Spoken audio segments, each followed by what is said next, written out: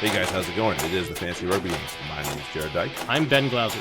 We are here to talk about the Premiership because it is a little more than a week away. So we're gonna climb into this thing and start riding that horse just a little bit because, yeah, the World Cup's going on, and who gives a shit?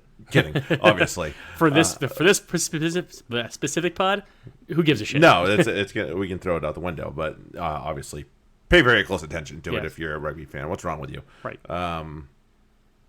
So yeah, there is the business of people that aren't going to understand. I don't know which World Cup I'm watching because they've taken away the gender from World Cup to it's no longer a men's and women's World Cup. It's just the World Cup. It's like, I'm going to give you a hint. 2023 is the next one that involves the gentlemen that are playing right now. Yeah. If there's another one, it's probably not them. Probably the ladies. Yeah. Just do the math there, rocket scientist.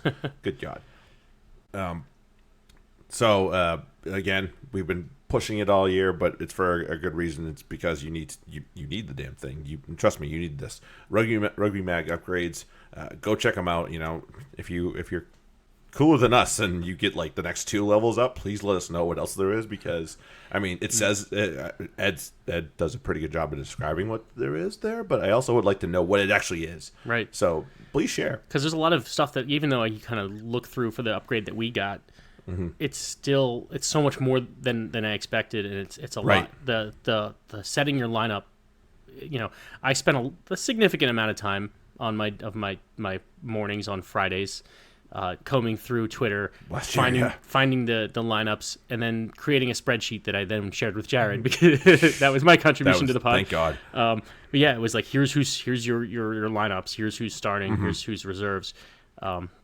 Because it's so difficult to set your lineup around that without that knowledge. Yeah. And with the upgrades that you can get from the Rugby Magazine, it tells you right there if your player is starting, if he's not in the lineup, if he's a reserve. You can just look at the dot color next to his name. Absolutely. And you're good to go. And remember, if you don't get your lineup set when this sucker kicks off, it's not like the World Cup one, you are done. You better have your bench set, and you better have some good players on your bench, because you will be hosed otherwise. Indeed. Yeah, and we do have a league on TRM, so make sure you check us out.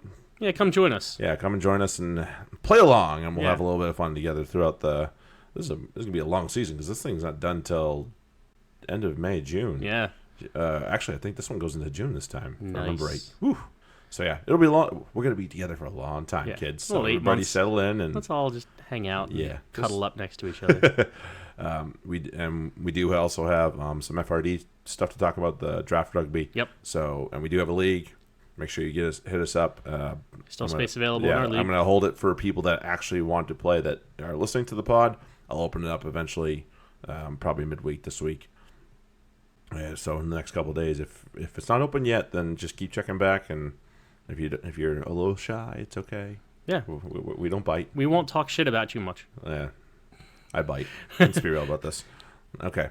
So, yeah, let's talk. And then obviously this coming weekend, we're going to do a live pod one way or the other. So keep your eyes peeled on our Twitter accounts for the link to that, and watch us make an ass of ourselves. Yeah. So let's talk about this thing that the boys in black won. Yeah, it's been a long. It feels like forever since the last Premiership season ended. Yeah, we obviously started delayed this year as well. It's usually mid-September by the time we've kicked off, but that there's held something off else going on. So yeah, damn it, stupid. Yeah. But yeah, the Premiership kicking off in a couple weeks. Bath and Bristol get us going as they did last year. I'm sure Bath will pray to God it's not the same result. But it might be. It might be. We'll see. Both clubs look keen, and neither are missing. Bath are missing a couple of really key guys, actually, to be fair. But Bristol's got some too. We'll get to that when we get into the Premiership next week, or at least when we get into the fantasy stuff. But let's talk top 4 relegation dark horses, top 6.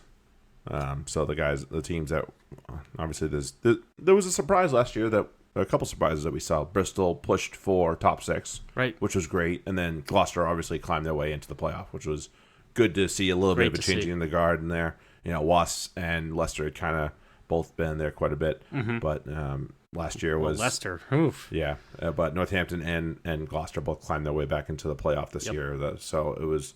I obviously remember the days when Northampton had some really good teams, and they're back to that, which is really good for the Prem, because Franklin Gardens is obviously a great place. They host the Sevens tournament. I think they've hosted it like 3 or 4 years now. For the Premiership 7, which the Saracens won again. They did. Yes, they did. Everybody was pipping the Wasps and the Saints and this, that, and then the Saracens says, we'll win this too. Fuck you all. Yeah, big time. So, obviously we have new boys. Let's start with them. Where do we? So, I guess this answers the relegation question in a way. Where do we think they land? Are they gonna be one of those teams that's scraping and scrapping by the end of the season, or are they gonna be safe? It's gonna be tough because again, there's a lot of players who are coming. With the promotion, the London Irish are gonna be struggling at first because they're gonna have to learn to work with each other. It's a lot. They have some talent. There is no denying the talent that they're bringing to the table this year. It's just how well will they work together, and that's gonna take them, I would say, probably half a season to sort that shit out. Because, I mean, you look at, even teams that have been together, it takes them a good little bit to sort themselves out as to where they are, shake off the rust and whatnot. And it's going to be even more intense this year since the World Cup's going on. You're going to be adding a lot of players a couple of weeks into the competition. Right. So it's going to be tough for the Irish. They have a rough go at it. Yeah, I mean, you look at super talented teams, and this is going to predate a few people that are around here. A team that went down for Northampton that had, I think, Carlos Spencer on it, and it was a pretty loaded team, but it ended up being a hard rift in the locker room, which absolutely killed the team, and they dropped. And it was not a team that you're expected to drop by any means whatsoever. Right. And so, yeah, talent does not equal not dropping. Right. Yeah, that's how it is. Right. And there's a lot of the players who were playing. I mean, they weren't, at the championship level for that long, but at the same time, it's still going to be an adjustment for some of the players, and then again working together. So that they're kind of behind the 8 ball, as it is now, and then you still have the teams that struggled from last year, and they'll at least have that experience of knowing how to maybe navigate it, even if it's by a point. Right. I mean, I doubt that Leicester is going to be firing their coach after 1 week again this year. Yeah. But they're still going to struggle because they struggled last year. And again, they're adding talent, but at the same time, they're losing talent with the World Cup. So they're going to be, their best players are not going to be available for the first couple of weeks. Easily, yeah. So what are they going to, how are they going to respond to that? They're going to be starting out, again, just like the Irish, a little bit behind the 8 ball, even if with the people they're bringing in. Right. And, the saying is, you won't get relegated in the first week, you won't win the championship in the first week, but you can put yourself in a corner for either one of them within the first few weeks if you're not right. careful. So yeah, the London Irish might be I think they'll be okay. Yeah. But they will have to definitely scrape for every point, and they better covet every point that they get. I mean, they'll be in the bottom 5. They're not going to, they're not going to be in the top. They're certainly not going to be in the top 6. Yeah, doubtful. I feel like they'll be kind of that, the 9-10 spot probably. Probably not wrong. So let's start on let's do the positive end. Yeah, let's go up there. Let's do the positive end first as best we can here. So, both of us being Surrey supporters, I don't think we'll ever doubt that they get into the top 4 at the very least. Right. I'm not going to try and predict 1 through 4 because I'm not that talented. Exeter Chiefs, without a doubt, will definitely be in there, especially with the addition of a man named Stuart Hogg. Yeah. And he's probably coming home early. Right. As we've, if you've been paying attention to the World Cup, there's a high likelihood he's coming home early. So here's my question: if we're going to talk about Exeter there, and we're bringing in Hogg, but they're losing Cordero. Yep. Does Hogg do more than Cordero did? Certainly got a better foot. Than Cordero does, but boy, Cordero could do some fun things with that ball. He could, and his dancing and line breaks are going to be, and defenders beaten are going to be huge. I just don't know that, Hogg's going to bring his own thing to the team, right? That Cordero didn't, but I think they really needed what Cordero brought. So I'm not sure that bringing something different is going to be helpful for Exeter. Right. So I think I as great a player as Hogg is, it's almost to me, and it it's shocking to say it, but it's almost a lateral move. Yeah. I mean, for them, yeah. For him, it was definitely an upgrade. Oh yeah. He's obviously a fantastic player, and but Glasgow's not a bad place to be, but it's tough to. But Exeter and Sarries are going to be the top, are probably going to be your top two. Yeah, certainly both are going to be top four. High likelihood on that one. So, and I'm going to talk about my side piece. I'm going to jump in on that. Oh yeah, with Gloucester. Okay. Who I think, again, like you said, you're not going to win. To kind of go the other way, you're not going to win the top of the table in the first weeks, but you could lose it. You can lose it a little bit. I think Gloucester, because of who they have on their squad and who's not in Japan, which is pretty much everybody from their team, with the exception of a couple guys. With the exception of a couple guys here or there, like Hines isn't there, but they got capable backups. Yep. Braley's not there either. Pelledri. Right. Pelledri's not there. They still got Ben Morgan. You still got a bunch of guys who can ball out. There's still some pretty damn good players on that team. I think they're gonna start out well. They're probably gonna be top of the. I think they're gonna be top of the table for a couple of weeks, and then before they come a little bit back down to earth. But I think they're still gonna be top four. I think they could be even. With Cipriani having a year under his belt, he needs to stay healthy. And needs to stay healthy. That's the number one thing for him. But it took them a little bit to, again, just as we talked about with the London Irish. It took Gloucester a little bit to gel last year with behind Cipriani. Right. They were like, he was missing passes, but he was putting them in places where he thought guys would be, and they just weren't there. Once they sorted it out, it was like fucking butter. So yeah, I could see great looking stuff. Right. So now they've got that year under their belts. I think Gloucester are going to be certainly. I think they're going to be challenging for top two. I think they'll. I think top three is definitive for them. Yeah. They'll end up getting the middle game, either one, whoever that ends up happening to be. But I don't think you're going to. I don't think you're going to see the last couple of weeks where it's like, Exeter and Sarries can kind of take a rest. They're going to be. It's going to be much tighter up there. I think so too. I think this will be a tooth and nail season all the way to the final couple weeks there. Yeah. Oh yeah, absolutely. It makes for way more fun. Can Northampton hang on to that fourth spot, or is there going to be another team to pip them? Wasps have made some additions. Obviously, Northampton have as well.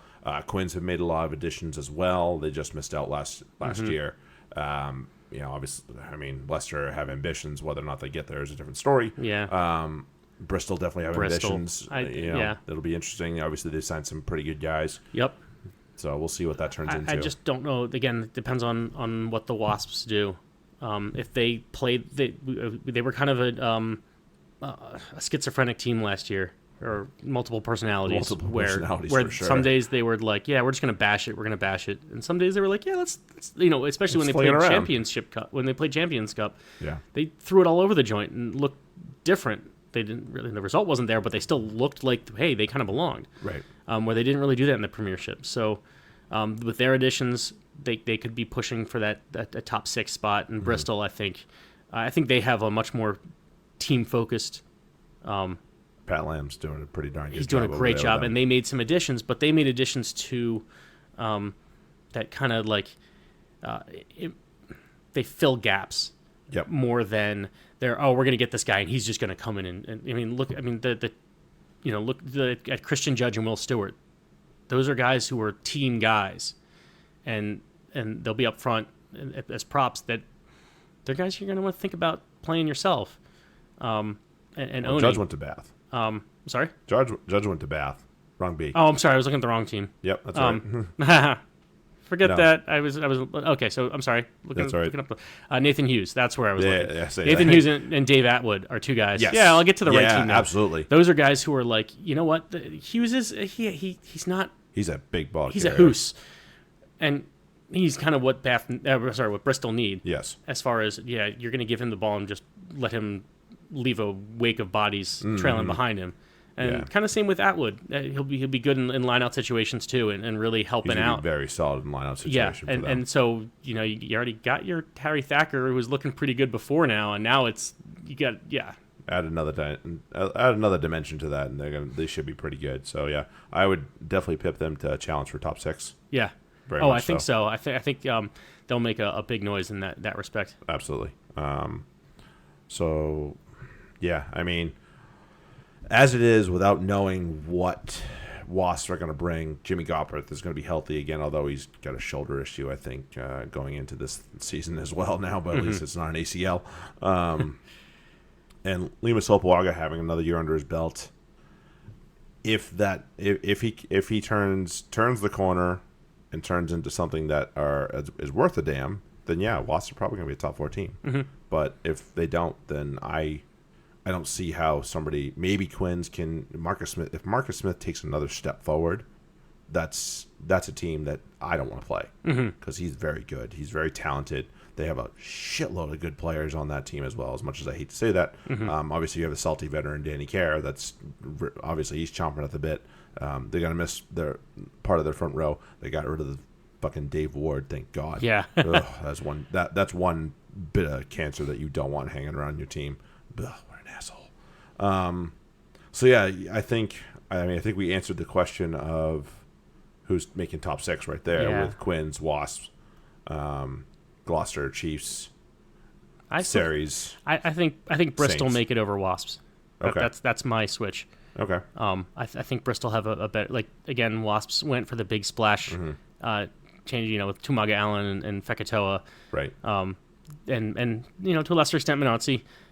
These are guys that they want to come in and make an impact immediately, and obviously they're still trying to fill that void left by Wade leaving, among other people, and get that that really attacking wing going. But at the same time, are they going to be able to get the ball to the wing? So I could see that happening, but at the same time, it's going to take them a while to gel, which is why I think Bristol, are going to squeak ahead of them. Okay.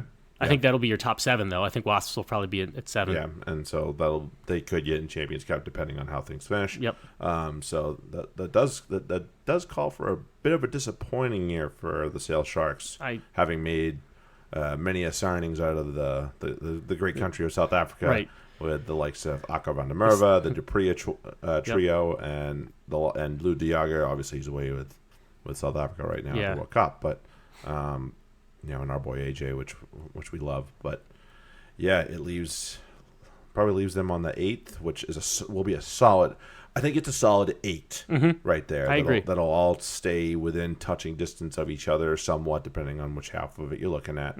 I think by the time we get to a certain point in the season, there'll probably be a top 5 that makes itself very known, and it'll just come down to who finishes in 4th and who finishes top to get the 2 home matches. And then we're looking at probably the bottom 4 of Worcester, London Irish, Bath, and Leicester. Yep.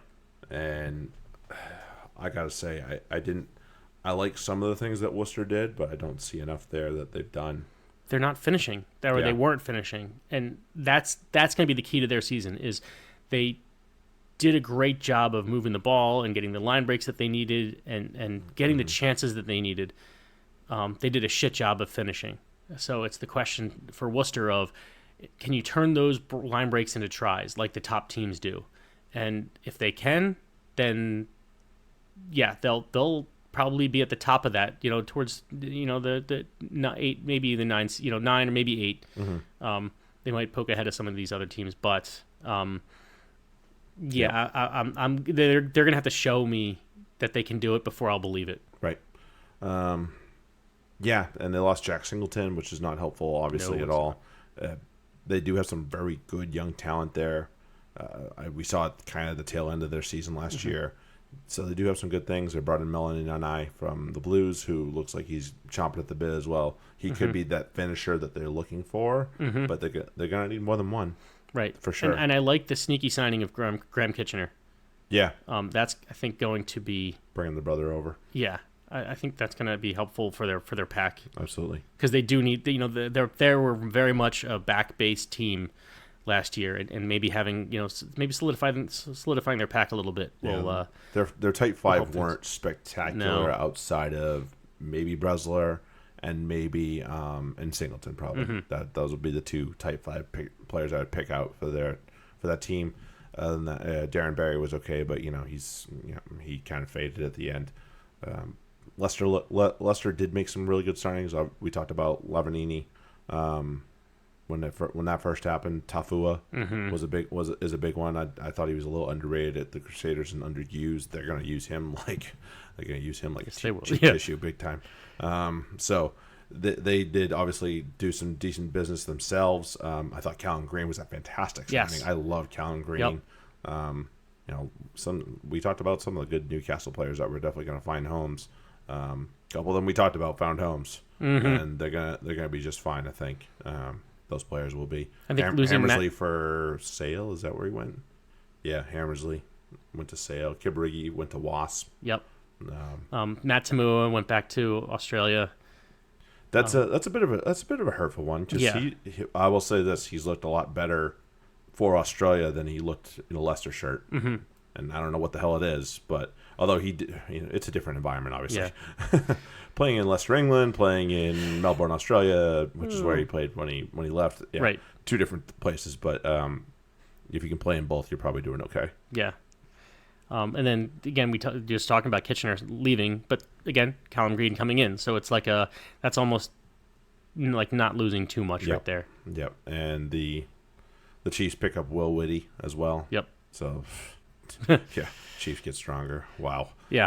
They lost Laude to the Quins, who I feel like is a little bit under the radar. He was a pretty darn good player for them. He just couldn't break into that team because Matt Kvesic basically had a hold of that jersey. He took that jersey and was like, "This is mine now." Yeah, I'm gonna just Laude was strong to open the season, and then Kvesic took over. Yeah.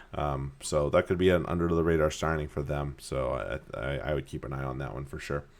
So I think Worcester's my pick to go down, unfortunately, and probably get replaced by Newcastle. Right, that's probably what's going to happen. Yeah. I would not be surprised if Leicester was the team though.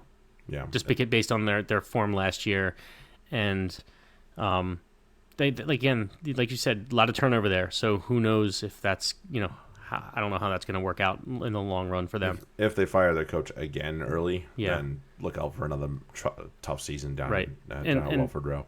It's going to be. I think it's going to be like feast or famine with them because you got you look at the England 9-10 combination that they have going on. Youngs and Ford. Young and Ford. They're going to be great fantasy players. Is that going to translate to wins for Leicester? And I about to find out. I question that. Yeah, about to find out. So let's do the really fun part about this that we really like doing, which is the fantasy part. So let's go through some Rugby Mag stuff first. The salaried version. Yep. If this is your first time on this show, we are playing two variations on this for this Premiership season. We do the Rugby Magazine Fantasy, which is a salaried version. You get 7 million. Or something like that. 7 million to start. You need a minimum of 28. There's no maximum. Right. Okay. And values can increase, values can decrease. So you got to keep your eyes peeled on that one. Yeah, some players are investments. Yeah. So some players you think, all right, this is there were some players that definitely started low last year. First guy that comes off the top of my head, Ollie Thorley. Yep. He was like $110. Now he's well over 200. Yep. Will Rowlands. Yeah. Alex Donbrandt. Like a bunch of guys. You had to keep your eye on the fringe players who are going to step up. There's for an injury, for whatever have you. They're going to show up and suddenly be extremely valuable.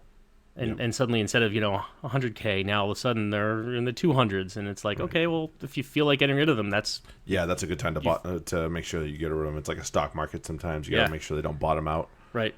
So let's go through because we have. With this, obviously, comes some, and just like as if you were drafting, and we'll talk about that in a little bit, too much draft capital on certain players is, something that gets measured. Here, it's literally how much money are you investing in these players, and some of it's way too bloody much. Yep. And I have some notes for each team, and I'm just going to go through them. And okay, I just have notes general across the board, and that's fine. So you can piggyback off whatever you see, and just going through the teams here. So for me, a forward to avoid in the Bath team that's way too expensive. It's going to be way too easy for me to say it, but God, if I need to tell you this, wake up. Toby Faletau, Tulupe Faletau, do not sign him. He's $444. Ugh. He gets hurt all the fucking time, and I hate to say it about the guy. He's a good player, and I know like the Vunipolas are cousins with him, I think, or whatever, and they speak highly of him. The guy can't stay healthy. Yeah. And you don't want a 400,000 paperweight. No. Sitting on your bench. Right. It's no good. So yeah, you don't want that. And then on the other side, a guy that I was often banging the drum for last year, and he's still fairly cheap. Where the hell did he go? I'll find him in a second here, but Zach Mercer. Yes. He's 262. He scored last year. He scored 500 plus points. So that's you're getting about 2 points a pound there. So that's pretty good. Yeah, and that's really what you want to see is the points per pound. It really is a good ratio to work with because again, your capital is your salary. Yep. You want that kind of value. Yeah. Because as we go, guys are going to sit. Guys are going to So, if I'm looking at across the board, especially you look at the top money guys, and he hasn't been in. We just talked about him a little bit ago, but Stuart Hogg. He at 430K. Mm-hmm. I'm not sure he's going to return that value back. Yeah, for the Exeter backs, he's on my naughty list. Yeah. For the backs for Bath though, I love the guy. I love his playing style. It's a little old school, and that probably describes exactly how much of a hammerhead I am. But Jamie Roberts, class player for many years, but man, is he expensive. He is in the top 3 of this team, 356. Oof. And he doesn't play every game. He's at that. Sorry, Jamie, you're not young anymore. You're 32, and the way you play puts a beating on your body.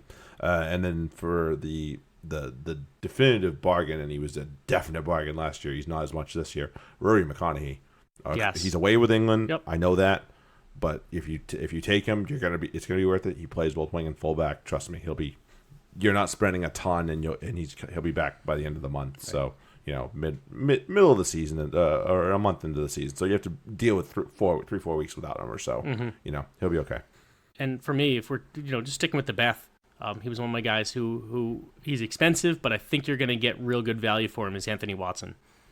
I agree, and he was hurt last year. Yep. But man, he looks good. He is so talented, and he might be worth every penny. So my guys the big money players that I have that I'm saying these are guys who should be on your roster because you're going to want them are Anthony Watson, as I said there, Maro Itoje, and George Ford. Obviously, Itoje of the Saracens, George Ford of Leicester. These are guys who are going to rack up points based on what they do. Yep. Around the pitch. So you want to kind of mix up your team. You don't want to just have inexpensive guys. You want some high money guys. Yeah, you want high money guys for sure. And for my money, those are the top 3. Ford was top 2 in scoring last year in TRM, if I'm not mistaken. So he was huge last year. So he's a guy who's worth every penny. Agreed. And then but for sure. But remember, you can only have 5 from every team. So that I guess that would technically be your maximum of players you can have. Right. Or actually, no, is there a maximum? It might be 7. I think you're right. 6 or 7. Yeah, I think you're right. Actually, so you can still squeeze a bunch out. That's quite a bit. Yeah, it's doubtful that you get to 70 some odd players. So. Yeah, yeah, I think you're right. They loosen that up come playoff time, but that's a different story for a different day. My notes again. I didn't go team by team. I just went. That's all right. I just went overall. You really want to be looking for versatility. I mentioned him earlier, Harry Thacker, guy who can you can play at hooker and at flank. And he's not expensive either. And he's not expensive. He's a guy you'll want he will get you return on your investment. Yeah, absolutely. If he's not on your roster, top 3, top 5 player last year, so somebody you should be looking at. Absolutely. And then other versatile guys like Stephen Luatua. Another guy I had on my list. Somewhat, some like mid-range expensive, but he again worth it because he plays at so many positions. And then a guy who's not going to get you. He's not going to be a world beater at points, but he's worth having on your roster because you're going to be missing a center or a fullback. I think he has a fly half center wing fullback. I think he's all 4 is Jason Woodward. Yeah, he's pretty good. And he's not going to.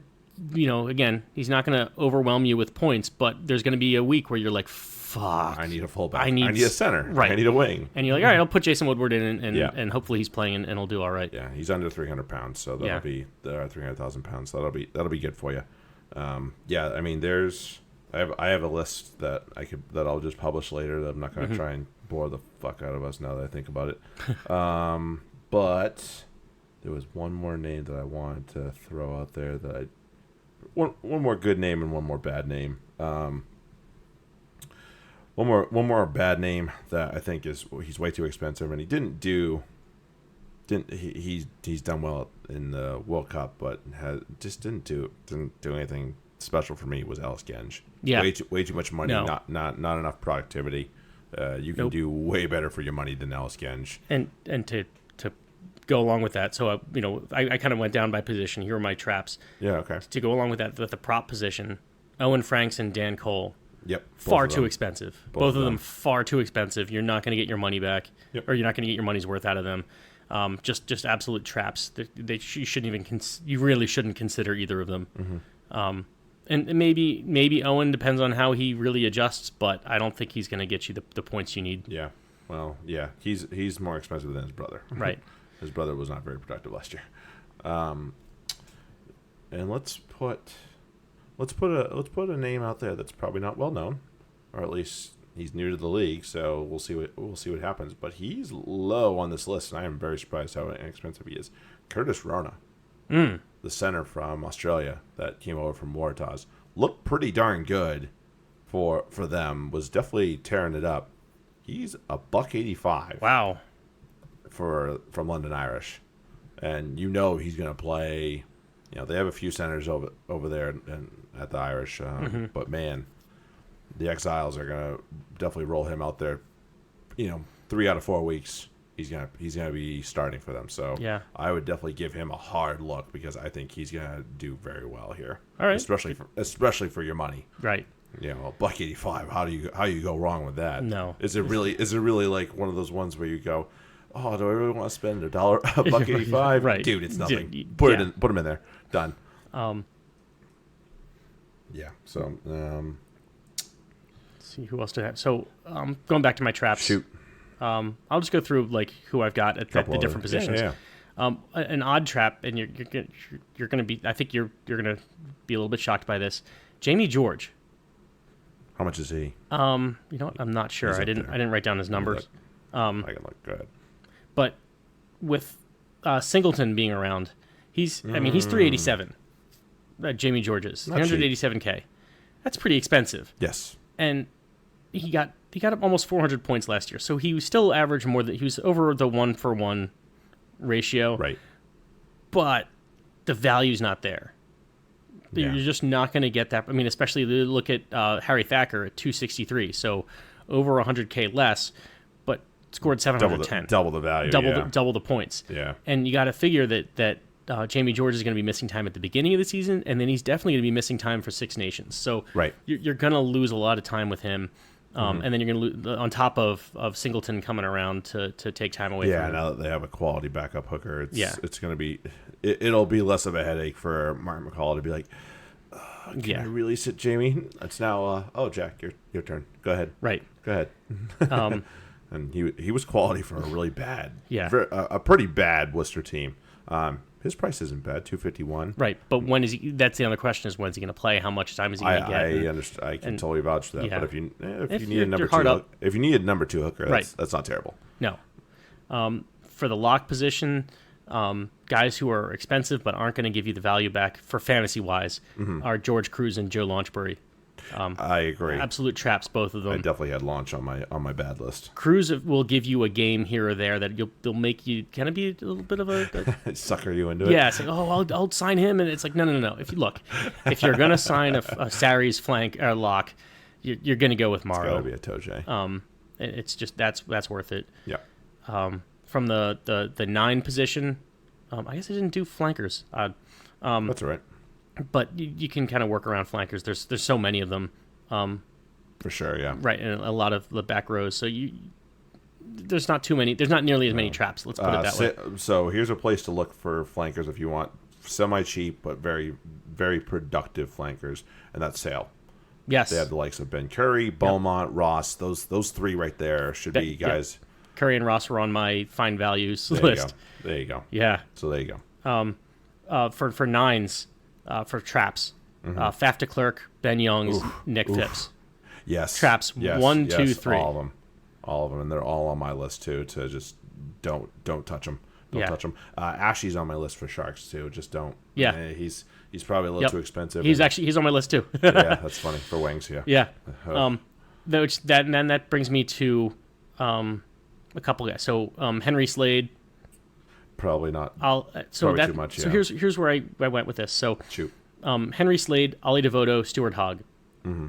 There's a reason that the 3 most expensive fly halves for Exeter are not really fly halves. Yeah. They're not. The Exeter is a very forward-centric team. As far as that's why the way they play. Yeah. Cordero was amazing for fantasy because he'd be the one back who would be their line-breaking specialist. Mm-hmm. They kind of lost that, so it'll be interesting to see who replaces him. Mm-hmm. But I wouldn't go with the backs for Exeter. Tuolagi is a guy who's a trap. I think just based on his price. I didn't write down his price, but I just saw it and I'm cheap. Like, he's not cheap and he's not going to get you the value. Nope. And someone we talked about recently in our World Cup discussions was Liam Williams. Yeah. Bomb diffuser in chief, not so good. Doesn't provide value fantasy wise as much as he does on the field. And plus with the Saris, you got to worry about their lineup. They have so many people back there that they're going to rotate him out. So that's why I'm like Liam Williams. I kind of hold off on him. Mm-hmm. I'm struggling now because I have Daly in my World Cup team. He's not really providing the points that I would like. Mm-hmm. I think he still will do well with Saris, but again. Yeah. They have so many different guys that they have so many different roster combinations that it might just not be the. They talked about playing him outside and probably wing less so fullback. Obviously, you have two high quality and guys like Good and Williams. You can shuffle back there. Tuolangi is $340. Yeah. Yeah. Pretty expensive guy that can be a paperweight sometimes. So don't do that. Then my value guys, we'll go through. Fire. Again, Thacker at hook. Yep. Don't worry, he's on your team. If he's not on your team, what the fuck is wrong with you? Exeter props. I wouldn't overinvest there, but Moon, Williams, these guys are like they'll get their time and they're going to score. These are guys that do well on the loose. Right. The one that I would give where there's really no versatility, Will Rowlands, is a lock only. In this competition, but he fucking produces, and he's cheap as dirt. I think he's still in the hundreds, the 100s. He's just under 200, I think. Yuck. And then that's crazy. The guys with the versatility, Dom Brandt, Ed Slater's a big one that I would look at because he's again a lock flank available. Yeah, and he's a lineout machine. Mm-hmm. That's for sure. And then looking through the back rows, the pure back rows, but can go different areas. Carr, Nizam Carr. For Wasps, Matt Kvasic. Yeah. We'll see what Simmons does when he's as he's healthy, but I still would back Matt Kvasic to be very good, just the same. And you mentioned Ben Curry, John Ross. Yes. Yep. And then there's one that again, this guy needs to be on your roster. If he's not, you're doing something wrong, and that's Chris Vui. Yep. Yeah, he was very productive for Bristol Bears last year, and he's not expensive at all. No. Well, Rollins is $198, by the way. Yeah. Dirt easy cheap. Money. Again, dirt cheap. Yeah. Dirt cheap. That's one of those ones where it's like you do it and you don't even think about it. You don't even think about it because he's so cheap. You know, you're not going to. Yeah. You did not spend that much of your budget, and the odds are he's going to produce. Right. Because the thing is, when you get down to the 100 level guys, I had some guys on my team. I think I had like Sam Simmons on my team. Or one of the Simmonses did at one point, from Exeter. I think Sam, yeah. And he just wasn't producing, but I couldn't release him because he wasn't giving me enough value back. And then he got hurt. Yeah, and so I was like, well, fuck, I can't. He's an inexpensive paperweight, but there's nothing I can do about it. Nope. Yeah, be careful about which of these inexpensive guys you pick up because you're burning a transfer come mid-season. You only get one per week. Otherwise, you're eating 20 points. Exactly. You don't want to be doing that. I did it once or twice last year. Wasn't proud of it, but it happened. Also didn't diversify my team very well. I only had 28, 29 guys on my team to start, and then I learned, I need like 40 guys on the team if I can help it. Right. So let's aim for that, and then I'll figure it out. Yeah. So yeah, maybe that's something for you all to keep in mind. Okay. Nines value. Oh, yeah, nines. Yeah. Value Cobus Reinach and Ben Spencer. Especially Spencer because he's not as expensive as Reinach. Not as expensive, and he's not on it. He's not at the World Cup, so he's somebody who's going to be available right away. With the tens, the obvious guys: George Ford, Danny Cipriani, Dan Bigger, and Duncan Weir is somebody who should be on your team because he tailed off at the end last year, but he still put up points. He still did pretty well, yeah. Yeah, and Cipriani, I think he's going to show off for the New England coach and say, I should be on that fucking team. Yeah, put me on the team. Give me that paycheck. Yeah. My centers, Hutchinson. Oh. Byron McGuigan. Why he's not? Two guys who should be in Japan right now. They're not. No doubt. Ryan Mills of Worcester, Joe Marchant of the Quins. Oh, give me some Joe Marchant, man. Sam James. And then another guy I capitalized because he needs to be on your roster, even though he's new to the Saints, is Matt Proctor. Yeah, that'll be. I mean, geez, if he had glimmers this season, but he was banged up a whole lot for the Hurricanes. And, And then Tom Collins of the Saints. He's still dirt cheap, isn't he? Yeah. Jeez. So he's somebody you should just have on your team and stow him, and then when he plays, fucking play him. Yeah, play him because he seems to just produce when he plays. Piers O'Connor, Bristol. Solid, yep. Nair Voro for the Saints. Yeah. At wing, so now we're going back. He was a top 10 player last year. Sharples and Thorley, and he was dirt cheap. He was expensive. He was a paperweight at first. I was pissed about it, but I held on to him and he paid off. He got less fat. Sharples and Thorley.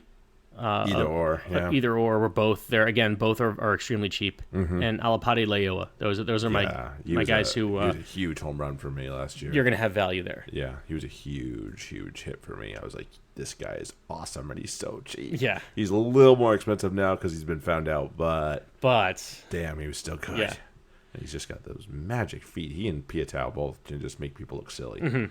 All right, so.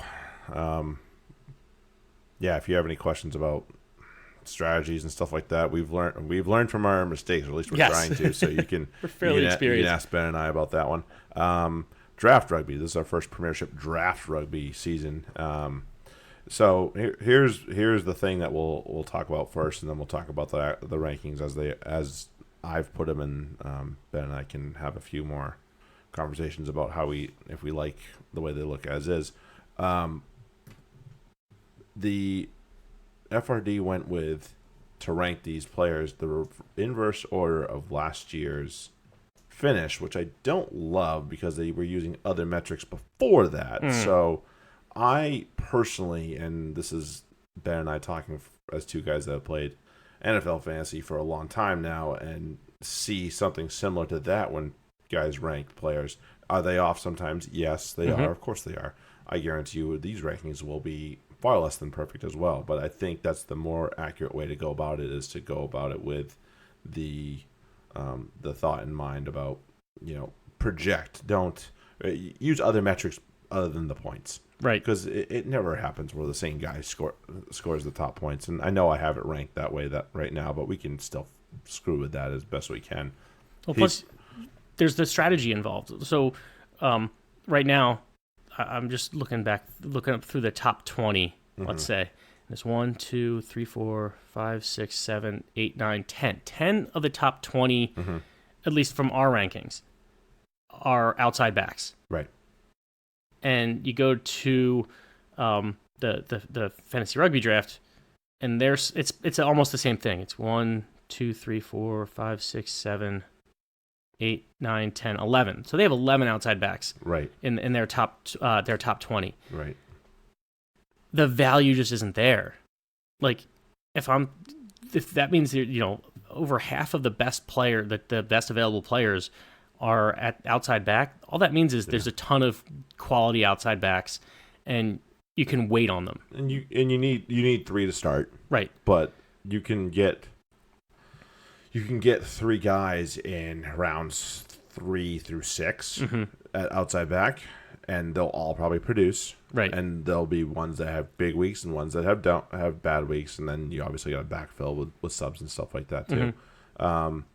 But yeah, you can definitely sit on and wait on something else like the Bristol front row or a good fly half like Weir or Sips. Right. Or even a decent loose forward, which you only get 2 of, and there's only a few of them that were even worth a damn. In the top 50 probably.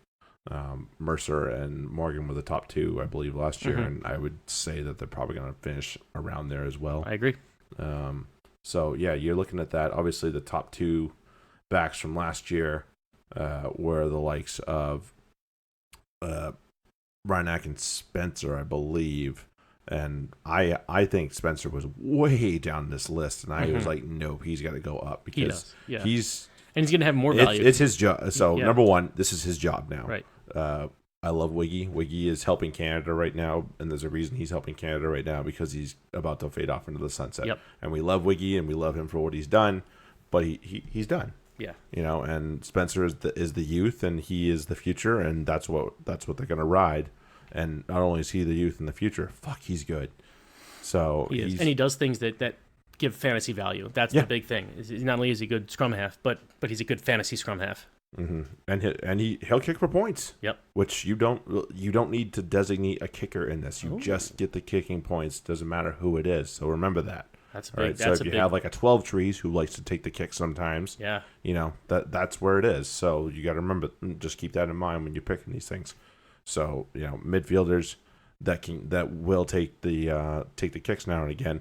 Maybe they're not maybe they're not tearing up trees like Marchant and Hutch, but they could also get you points that way too. So just keep that in mind. They don't all have to be the same thing. I mean, 12 trees right behind Hutch. Yeah. In terms of rankings here, and there's a reason.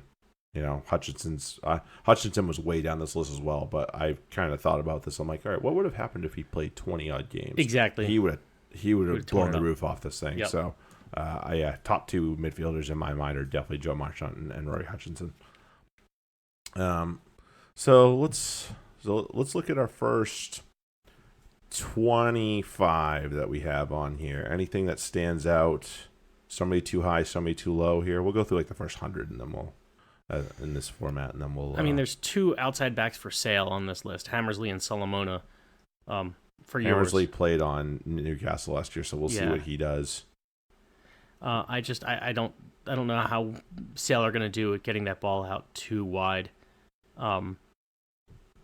So I'm not certain that there's and again, these are guys that like depending on how you want to structure your roster, maybe you want them, or they're also good. Hey, if someone else wants them, they can have them. Yeah, use them as a chip, whatever. Right. Or no, I would just say let someone else make that. Oh, that's fine too. Yeah.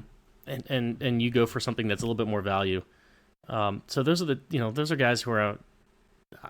I'm not exactly sure. I like the idea of the full front row. Saris, I think, are a little underrated only because Mako missed a lot of time last year. Yes. If he's healthy, if he can stay healthy, that boosts Saris' front row because you already have Jinx and Singleton, right, who are going to be studs at the hooker position. Yep. And the Saris just have the other people in their front row that are going to still get their points. So, and especially if Mako is healthy, he's going to be gaining a lot of points. Right. So that's helpful there. And then obviously Bristol, same thing. See what like Ibunake brings. Yeah, big fella that we got from the Quins. We'll see what guys like that bring as well. I would anticipate. And we know the guys that carry and the guys that don't for this team for front row. So, it's definitely they were way down the list initially on FRD. I shoved them up the list. Yeah, I would do that. I would not keep them too far down. No. Exeter maybe a little bit higher. I know they're outside our 25. I might pop them into the 25, but again, so we're looking at 29. This is still that's still a second round. Still second or third round in a 10-team league. That's a second round, third round if you're in 18. If you're in a smaller league. Let's look at the next 25 from Alapate Leua down to Piers O'Connor. Alapate Leua being another outside back, obviously, and then Piers O'Connor being the my ninth ranked midfielder at the moment. Okay. I shoved Fekitoa in there. I think he's going to be quality. Obviously not ranked because he didn't score last year. I don't think he's any bad or much worse or much better than Tompkins. I think he'll be about par with him. Actually, probably have Lazowski a little too high because if Daly plays center, right, and he plays outside, that's where Laws usually plays, unless they start rotating a gentleman that we know and love, Brad Barrett, out. Yeah. So we'll see. Yeah, it's gonna be tough sledding for Saris in their back line. So I kind of might devalue them a little bit just because of the time issue. Yeah. Like especially Lazowski. Right. He's kind of odd man. He's going to be like their spot starter, certainly their first reserve probably for every match, if he's not starting. But that doesn't really give you any value if you draft him in your like the 4th or 5th round. Nope. So yeah, be cautious of that one. He scored well, but might not be worth it. 51 through 75, 51 being Melanie Nani, the new guy from Worcester. I pumped him up a little bit because I think he's better than Pennell, and Pennell did all right last year, so I think he's going to be up there a little bit. I agree with that. Pierce Francis is a little overvalued on the FRD rankings, but I don't think he's like a total waste of time. You just shouldn't take him in the 5th round. You should take him in like the 7th or the 8th. Yep. That's all it comes down to. 7th or later is probably okay. Keep in mind, once you get to like 7th, 8th round, just start picking guys that you feel good about. Don't get married to guys at this point. Right. 8th round's probably good to stick to a strategy, and then once that happens, all right, now let's start finding best guys. available. Yeah, start finding guys that are going to be best available, or maybe you have a hunch about somebody. So yeah, and I think just looking through it, Tamata Harrison I think is going to have a better year this year because he's healthy again. Hopefully he stays that way. I'm not sure about Wanda Young or Ali Devoto. Again, there's your 66, 68. And I think there's probably better value a little bit lower than that in say Mark Atkinson. You might be right, yeah. Who again the way Sips distributes the ball, I think he's going to get more chances. Yeah. So you're probably still looking at, but again, this is all personal preference. So it's late 6th, early 7th. Okay. So and again, this is if it's negligible within the range. Negligible I consider within about a round or so. Yeah. Don't be gun shy. Sweat it. Don't be gun shy about it. Yeah. Looking at 76 to the final 100 of our top 100 that we have on our lovely little list here. Stephen Luatua, somebody you spoke glowingly about before, and yep. I think he's a little under ranked there, but I just don't know how I can shove him much higher. That's the only thing. It's hard because he's only a loose forward here, so that's the difference. Is in the Rugby Magazine, he's I think like lock flanker 8 or something ridiculous. He can put him anywhere, whereas here you're kind of pigeonholed into one position, and that's it. So that devalues Luatua more than anything is the lack of versatility. Yep. He's still going to get your points, so it's still that's good value down at the end still. Yeah, and I might switch Bath and Quinn's front row around because I think Quinn's front row will be a little better because they won't have that fucking moron in there to get them stupid cards, and stupid penalties. Yeah, you don't. And they still have some pretty good attacking front rows. Right, and then yes, they do. And then the number 98 there, Vilano. I don't know how much game time he's going to get right off the bat. Right. If he is their starting 8-man, look out. That'll be a steal. That'll be a steal come that round. Although I think the guy right behind him is yet another steal. Pelledri, yes, but the only reason he's as far down as he is because he's in Japan right now. And he's got some back row contenders to deal with Creel and Ackerman and other guys back that are in that pack as well. So just other things to keep in mind. But yes, if he is a consistent starter, then you're going to have yourself a nice little steal there. And then number 100, Nick Phipps. I didn't see him as being any better than Danny Kerr, so I didn't want to rank him higher than Danny Kerr. No. Danny Kerr is obviously all the way up at 87. Yep. But I definitely think he's going to be better than Harry Randall, who I love. But again, Randall's going to split time with Urine. That's the only problem. So, and one thing we were talking about earlier before the pod is is now when you're getting into either handcuffing. So again, as Jared mentioned, we're both fairly we've been doing fantasy football, American football, for many years. I was doing it back when we had to get the newspaper the next day and write down the scores and whatnot back in the 90s. So the idea of team construction is we're no strangers to it, and that kind of strategy involved.